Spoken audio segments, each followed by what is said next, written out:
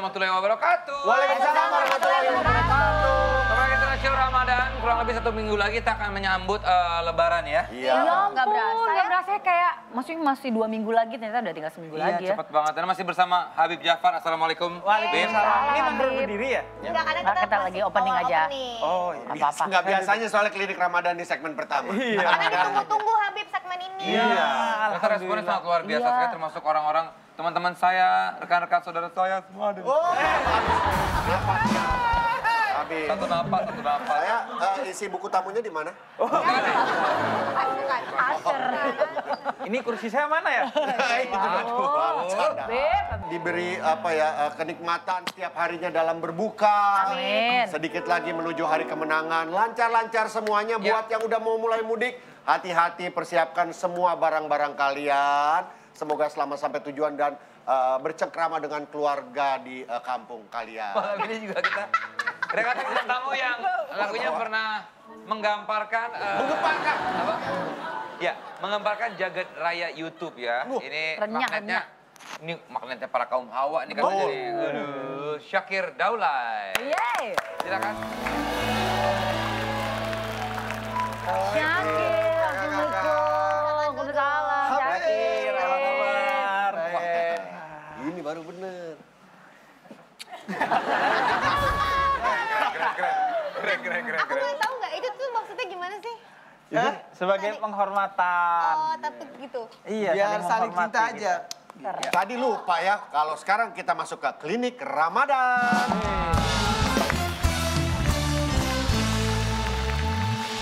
Tema kali kita membahas tentang cara menimbun pahala ya.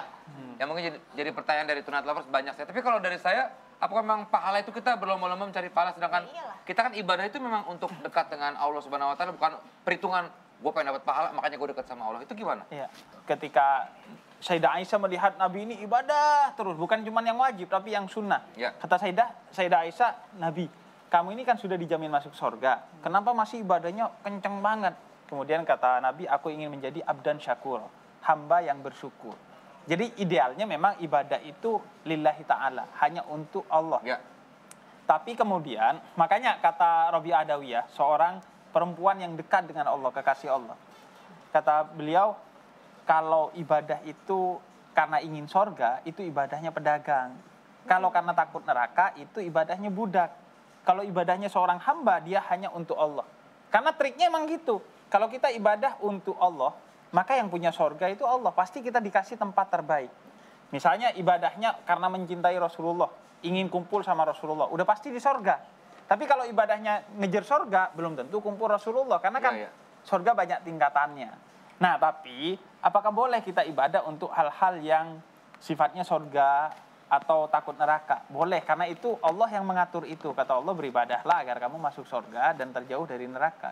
Bahkan kalaupun niatnya hal-hal yang sifatnya duniawi yang diperkenankan oleh Allah. Misalnya kita sholat untuk minta hujan.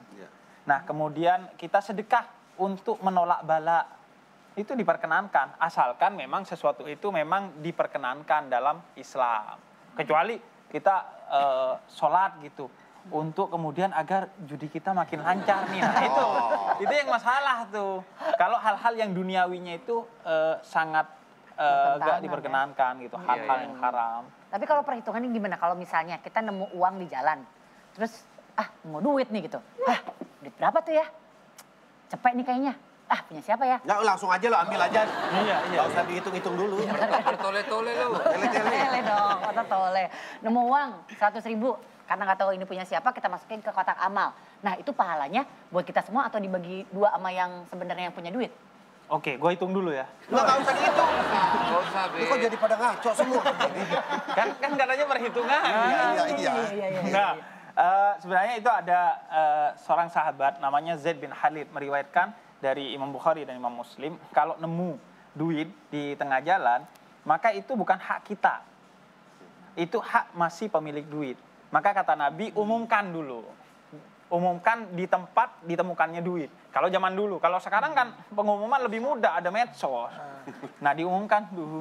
Tapi kan duit ciri-cirinya mirip, begini, tapi duit tuh mirip ya. Nah iya, duit modelnya begitu semua ya. Nah kita umumin, saya nemu duit di sini sih. Kemudian tunggu sampai haul. Haul itu 1 tahun.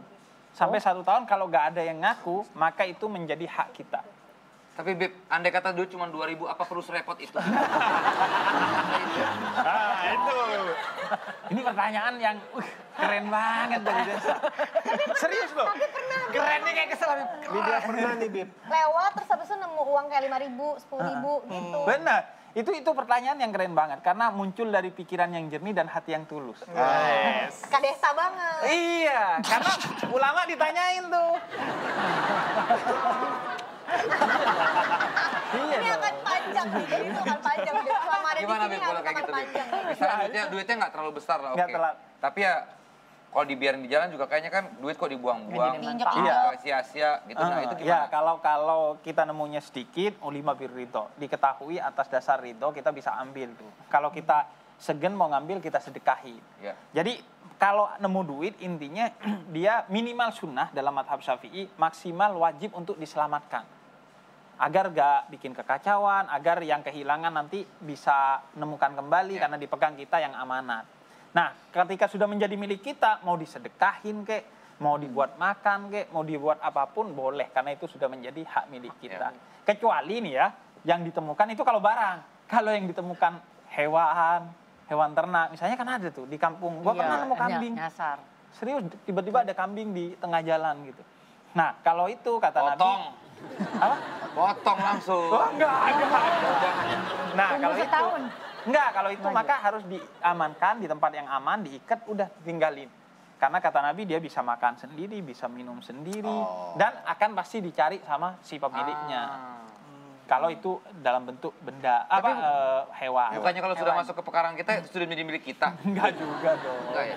Enggak. Ya salah sendiri dia ngejagain kenapa bisa masuk ke sini. Enggak. Pernah ada perempuan. Loh, kalau pikirannya kayak gitu ada istri orang masuk ke pekarangan kita. Ya, salah suaminya kenapa biarin? Kan bertamu. Pertanyaan dari yang pikirannya jernih. Dan tulus. Menjaga pekarangan rumahnya. Orang polos yang ingin bertanya apapun gitu loh. Masya Allah. Gimana kalau kita berikan kesempatan kepada Ade? Ya, ada saya. Ede. Paling muda Beb di sini Beb. Nah, pasti paling deh. muda. Kalau anak muda tuh pentingnya cari pahala pasti Beb. Maksudnya kan semuanya udah ditakdirin kan. Iya. Ya, buat apa lagi kayak sholat, ngaji gitu kan. Kan semua udah ditakdirin. Apa Gini. kenapa aja? Bukan, ya Habib ini. Tapi saya juga bisa bantu, tapi kalau nggak perlu ya nggak usah. Nah, Gitu Beb, Habibie penting ini. pentingnya nyari pahala tuh apa sih? Nah, pentingnya nyari pahala. Gini ya, soal takdir itu seperti kereta listrik. Masinisnya kita, listriknya itu Allah. Kita dikasih nikmat sama Allah, dikasih tangan, kaki, semua. Kalau nggak ada ini, kita nggak bisa melakukan apapun. Sama kayak kereta listrik tuh, kalau nggak ada aliran listrik, dia nggak bisa jalan. Ya. Tapi kalau si kereta ini nabrak, yang salah bukan listriknya, tapi masinisnya. Nah, kita itu masinisnya. Kita yang menentukan. Nah, fungsi pahala adalah kemudian bagaimana kita menggunakan nikmat Allah ini sebaik-baiknya. Karena ingat, kita ini kan jebret ada aja di dunia, nggak pernah minta kan? Iya. Main jebret aja kita, nggak pernah minta, nggak pernah apa-apa. Tim Tunaisia sudah mendapatkan ini ada orang yang Nah, masih mau ikhlas gitu ya. Iya. Dan juga berbuat baik di bulan Ramadan ini. coba kita lihat sosial eksperimen. Pak, cincau 1 Pak. Apa? 1 aja. 2 deh, 2.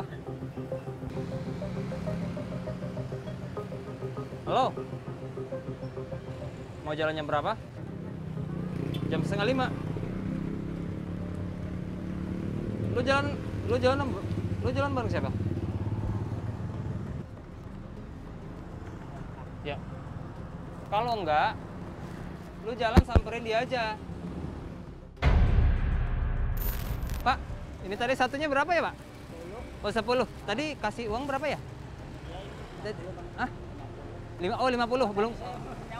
Oh. Kembaliannya belum ya? 10 satunya 10. 2 aja 20. Oke. Kasih ya, Pak ya. Iya.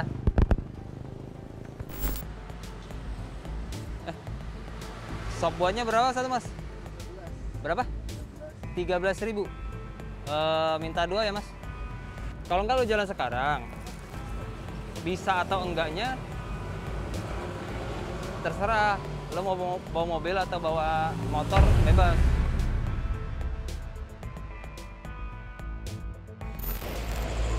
Mas, maaf, ini tadi harganya berapa ya? 26. Oh 26. Oh tadi berarti ada kembalian tadi ya? Tadi kasih uang berapa? Oh 24.000 ya? Oke. Langsung pergi. Oh pergi. Tadi saya telepon kirain udah dapat kembaliannya udah. Kasih mas ya. Iya.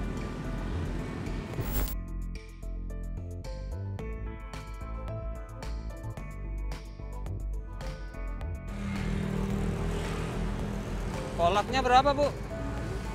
Berapa? 5.000. Berapa?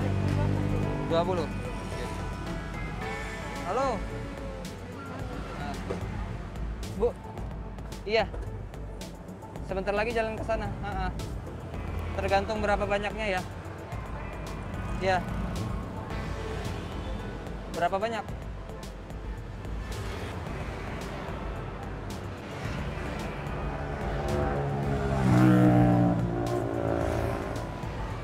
Oh iya.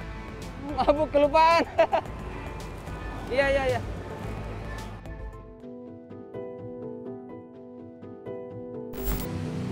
Ibu, tadi uang saya berapa, Bu? 50. Oh, uang 50. Iya. Tadi totalnya berapa tadi? 20. Oh, jadi kembalian 30. Oh, gitu. Tadi kayaknya Ibu kelebihan deh ngasih kembaliannya. Serius? Kelebihan Ibu ngasih kembaliannya. Kelebihannya segini, Bu. 1 juta rupiah. Karena Ibu udah baik ngebalikin kembalian. Karena Ibu udah mau panggil saya walaupun saya pura-pura telepon tadi. Ibu, saya kasih rezeki 1 juta rupiah dari Tonight Show Ramadan ya. Soalnya tadi saya juga sudah keliling, banyak penjual yang nggak ngasih kembalian dan cuek. Walaupun saya lagi telepon. Nanya Ibu yang cuma kasih. Iya. Dengan Ibu siapa? Dengan Ibu siapa? Ibu Sri. Ibu Sri. Ibu Sri 72 tahun. Ibu tinggal di sini. Ibu kerja. Rumahnya di mana? Kontrak di dekat. Sendiri. Oh, gitu. Berarti di sini cuma sendiri. Jualan sendiri. Oh, kerja di sini. Bukan Ibu yang pemilik warung, bukan. Pokoknya rezeki ini adalah rezeki untuk Ibu di bulan puasa ini. Saya izin pamit Bu ya. Terima kasih banyak Bu ya. Terima kasih banyak ya. Iya. Salam juga buat keluarga Bu ya.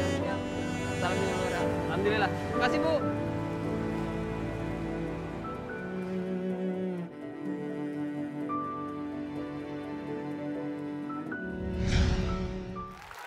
Ini luar biasa sekali ya. Masa kita bisa melihat ternyata masih banyak banget orang-orang baik di luar sana ya, Bib ya. Benar. Seperti Dadang yang memberikan uang 1 juta untuk Ibu Sri. Ibu bukan saya baik itu sekali. dong. Itu yang Bukan dadangnya. Bukan dadangnya dong, Ibu Sri dong. ya Ibu dong. Dadang yang mah tadi disuruh. balikin. Iya, tapi kan dia Iya. baik juga dong. Dan Dadang, mohon lain kali jangan pakai baju wardrobe. Itu kemarin tuh udah saya pakai. Dia kan emang baju muter emang. Iya. Tapi kan dia pakai itu kan keringetan. Kayak macam itu Tapi saya kan pakai dicuci. lagi. Berarti dia kayak itu jangan dipakai lagi. Iya. Bib, gimana Bib ngelihat? Pantesan dia nggak mau nontonin terus itu baju gua lagi kemarin ya. Bib ngelihat tadi sosial eksperimen ya. Iya. Sosial Iya, eksperimen yang eksperimen. dilakukan. Ketika ditagi dia benar-benar nggak mau balikin. Iya, kan tadi udah kan dibalikin dibalikin pasti ke- gitu. Benar. Gimana benar. Bib? Pelajaran yang kita dapatkan pertama adalah Sayyidina Usama bin Zaid pernah ditegur sama Nabi karena tetap mengeksekusi orang yang sudah syahadat. Karena kata Sayyidina Usama bin Zaid, orang itu bersyahadat karena terpojok aja Nabi. Musuh lari dari peperangan kemudian ke pojok bersyahadat tetap dieksekusi. Kata Nabi, emang kamu tahu hatinya dia?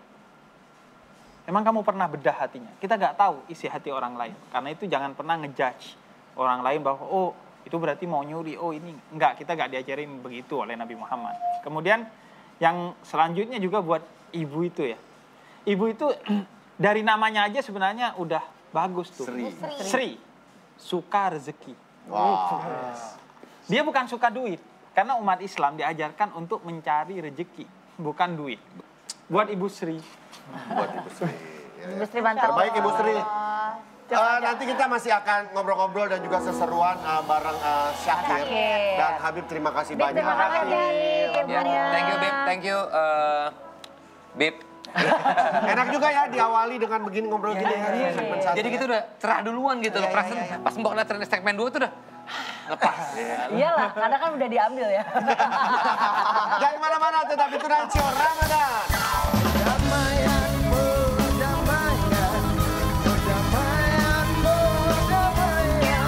Banyak yang cinta damai, tapi perang semakin ramai.